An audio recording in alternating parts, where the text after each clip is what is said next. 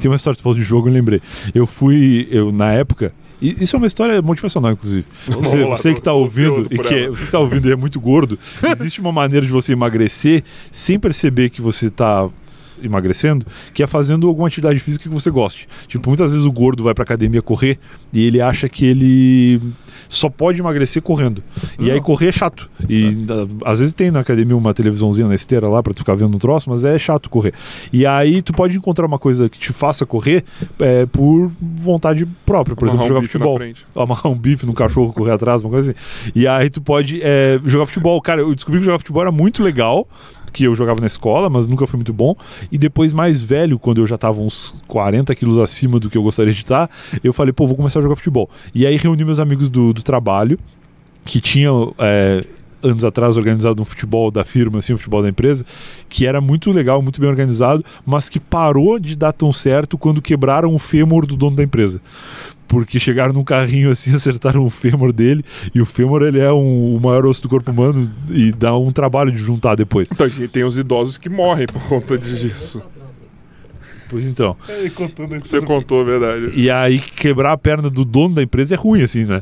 E aí o cara ficou afastado da empresa, um tempo, foi um trabalhão, assim. E aí deu tudo certo lá depois. Acho que a pessoa que quebrou o fêmur dele não foi demitida, inclusive, porque foi um acidente. E aí o futebol meio que perdeu força. E aí eu comecei a organizar o futebol da empresa. E aí comecei a juntar a galera e tal. E foi muito foda, porque eu realmente consegui emagrecer. Eu perdi uns 30 quilos só jogando futebol. E vendo que tava jogando futebol e tava emagrecendo, eu falei, vou parar também de comer as porcarias que eu como pra dar uma força ali, lógico, né? Porque tu começa a ver que tá dando certo sem tu diminuir a comida, tu fala, vou diminuir a comida, vai dar mais certo ainda. E aí comecei a me motivar e tal, e na época eu fui pra 90 quilos, eu hoje tenho 110, acho, mas eu vim pra São Paulo ainda com... acho que um pouquinho acima de 100, devia estar com 102, 103, e aí a pandemia me fudeu agora. Vou ter que ir atrás de um futebol, alguma coisa assim depois. Mas aí na empresa a gente começou a organizar o futebol, que era muito massa, assim, que toda segunda-feira a gente saía da empresa e se encontrava pra jogar. E aí começou a mobilizar muita gente, era aquele futebol de salão que ficam 5 pra cada lado, sabe? Ficam 5 num time, 5 no outro time, e aí começou a dar muito certo, começou a ter 10 pra cada time, aí a gente revezava e tal. Era muito legal porque era uma empresa de tecnologia da informação, uma empresa de informática, e que era um provedor. Então não tinha ninguém que soubesse jogar futebol de verdade.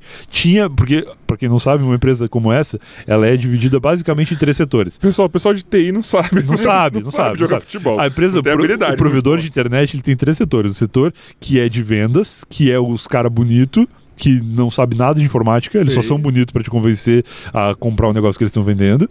E a maioria é mulher, mas os caras que tem são esse perfil. Aí o segundo setor, que é o setor de tecnologia mesmo, que é os caras que não sabem conversar, eles só sabem escrever código. Se tu chegar pra eles e fizer uma pergunta, eles começam a tremer e desmaiam. 011000. É isso aí. Os caras não têm tato social. Eles não têm nenhum, eles só lidam com computadores. Sim. E um terceiro setor, que era onde eu trabalhava, que era o suporte técnico, que era um setor que sabia conversar com seres humanos e tinha um pequeno conhecimento de informática suficiente para ajudar, transitava pelos dois. Ele, principalmente, a melhor habilidade dessa pessoa era saber conversar com o cara do setor de informática foda. Não era com o público. É tipo aquelas criancinhas, vamos de mãozinha dada. Isso. Ele, assim, eu sabia conversar com as idosas, tipo com os velhos. Né? O Joy é um cara que não tem tato social nenhum, nosso diretor. Eu sabia conversar com as velhas para ajudar a velha, e a velha gostava de mim, e eu conseguia minimamente entender o que o outro cara tava falando quando ele me explicava alguma coisa para eu explicar pro cliente. Então, são esses 3 setores.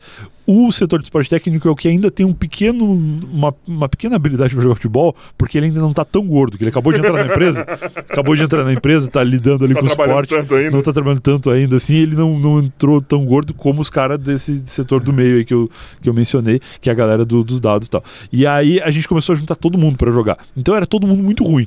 E aí era legal, porque não tinha ninguém, assim, o cara que conseguia chutar a bola, ele era o Cristiano Ronaldo da turma. Assim. 2 falou algo do tipo, que levava lá, que era até no apito, que tipo, mano, quem jogava bem não jogava. Não, ele falou que quem corria não participava. Era então, só os... A minha habilidade era correr, que na época eu era gordo, mas eu ainda sabia correr.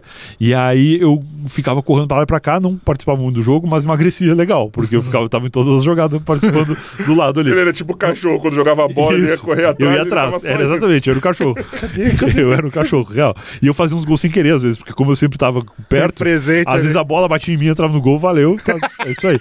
E aí era maravilhoso. E aí começou a rolar que vários anos foram se passando e algumas pessoas foram saindo da empresa e indo para outras empresas também de tecnologia. E aí o futebol foi meio que morrendo, porque a galera parou de participar e tal, e a gente começou a chamar os ex-colegas de trabalho que estavam em outras empresas. Só que aí nas outras empresas já era outro perfil. Já vinham os caras que sabiam jogar direitinho, já vinham os caras que tinham alguma noção diferente, e o pior de tudo, a gente não conhecia os caras. Então eu não sei se o cara sabe jogar ou se não sabe. Na hora de distribuir o time, como eu era ruim também, mas eu era o cara que organizava o negócio. Então, muitas vezes eu ficava para selecionar os times. Eu era o cara que escolhia quem ia para que time e tal, né? Aquela coisa de tirar time ali, faz um 2 ou 1, aí um escolhe um, vai outro tal. E sempre tem os últimos a serem escolhidos que são os piores, e quando são os caras que tu não conhece, os últimos a serem escolhidos são os caras que tu não sabe quem são. Porque eu prefiro chamar o ruim que eu conheço do que o cara que eu não sei se é ruim, se é bom, em que posição que vai ficar e tal. E aí um dia, o meu amigo Matheus, que trabalhou comigo muitos anos, estava trabalhando numa outra empresa um pouco mais afastada assim, levou um cara que eu nunca tinha visto na vida, e inverno, né, Rio Grande do Sul, muito frio, todo mundo de casaco, e aí tu chega assim no futebol, com casacão de andar na rua, e aí tu vai tirando as camadas, né, igual cebola assim, tu vai tirando várias camadas, e aí tu chega na quadra com umas 2 camadas acima da roupa que tu vai jogar de fato, mas tá todo mundo de casaco friozão, que tu não vai tirar o casaco antes da hora de jogar, porque tu só vai passar frio, Até se aquece com ele. E aí depois no futebol tu faz aquecimento e tal, tu vai tirando os casacos e aí fica só com a camiseta e o calção, né? E aí fui tirar time com os caras que eu não conhecia, e tinha um cara que ele tinha levado pela primeira vez, que eu não lembro o nome dele agora, mas é um cara muito legal, que é meu amigo no Facebook até, que eu conheci ele nesse dia. E aí era eu e o Matheus tirando o time. E aí eu pegava um, pegava outro e tal, e aí começou a ficar só os caras que a gente não fazia ideia. E aí no meu time, inclusive, precisava justamente do goleiro. E aí eu chamei esse cara que o Matheus tinha levado. E falei, o fulano pra ficar no gol. Pelo menos no começo, porque depois quando o cara ia tomando gol, a gente ia revisando, ia trocando e tal. E aí quando eu chamei esse cara pra ser o goleiro, todo mundo me julgou muito, assim, com o olhar, assim. E aí eu pensei, só porque eu não conheço o cara, porque geralmente tu bota no gol o cara que é ruim, né? É ruim. E aí naquele caso todo mundo era ruim. E naquele caso todo mundo era ruim, eu pensei, eu vou chamar esse cara pra ficar no gol, porque todo mundo que eu já chamei eu sei mais ou menos como é que joga, e ele começa no gol e daqui a pouco troca também, só que o julgamento foi muito forte, fulminante, o olhar de todas as pessoas, principalmente do Matheus, que tinha levado ele pra jogar. E aí eu fiquei estranhei e tal, tudo bem. E aí fiquei meio assim, mas beleza, vamos lá, sustentei, né? Falei, não, vai ficar no gol fulano. E aí entrou pro gol e aí começou a tirar a roupa pra fazer o aquecimento. E aí quando ele tirou, eu percebi que ele só tinha uma mão. Ele só tinha a mão esquerda, se não me engano. A mão direita era o cotoco. Só que, não era o cotoco que é só o cotoco. Ele tinha uma mãozinha de boneco, que era uma mãozinha do tamanho do polegar, assim, ó. Que tipo tinha Deadpool lá, tinha os dedinhos. Perde a mão, só fica. Isso, que nasce de novo. É tipo aquele cara do Todo Mundo em Pânico, que enfia a mão dentro do frango. Isso, esse aí. Era tipo isso, era uma mãozinha muito pequenininha. E aí eu falei, puta que pariu. Eu peguei um cara que só tinha uma mão pra botar no gol. Não tava preocupado com o placar do jogo, eu tava preocupado com acharem que eu tava zoando. Então, pois não precisava muito, né? E aí fulano vai ficar no gol e tal. E aí. Foda. Não tinha luva, ninguém usava luva. Mas se usasse, ia ser foda, realmente.